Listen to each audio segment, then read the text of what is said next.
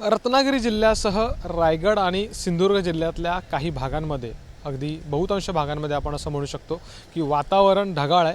आत्ता जर आपण बघितलं तर साधारणपणे 12 वाजून गेलेले आहेत दुपारचे आणि त्यानंतर देखील सध्या वातावरणामध्ये गारवा जो आहे तो जाणवतोय। किनारपट्टी भागामध्ये वाऱ्याचा वेग देखील जाणवतोय आणि विशेषतः जर आत्ता आपण वातावरणावरती नजर टाकली तर साधारणपणे धुक्याची किंवा धुकं जे म्हणतो काही प्रमाणामध्ये ते देखील दिसून येतं। अर्थात राज्यातल्या काही भागांमध्ये पाऊस देखील कोसळेल असा अंदाज देखील वर्तवण्यात आलेला आहे आणि त्या पार्श्वभूमीवरती जर आपण बघितलं तर रायगडमधल्या पेन अर्थात उत्तर रायगडमधल्या काही भागांमध्ये पेन किंवा आसपासच्या परिसरामध्ये पहाटेच्या वेळेला पावसानं हलकासा शिडकाव केलेला आहे अशी अपडेट्स आहे आणि साधारणपणे रत्नागिरी आणि सिंधुदुर्ग जिल्ह्यामध्ये कुठंही पाऊस झालेला नाही आहे। त्यामुळे आत्ता जर आपण बघितलं तर वातावरणात बदल दिसत आहेत आणि स्वाभाविकपणे याचा परिणाम कोकणातलं जे प्रमुख पीक आहे हापूस आंबा याच्यावरती होईल, कारण की ऑलरेडी हापूस आंबा महिनाभर उशिराणा आहे आणि त्यात वातावरणाच्या लहरीपणाचा फटका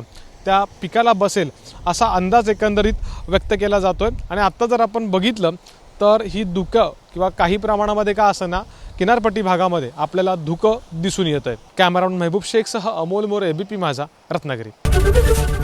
एबीपी माझा, उघडा डोळे बघा नीट।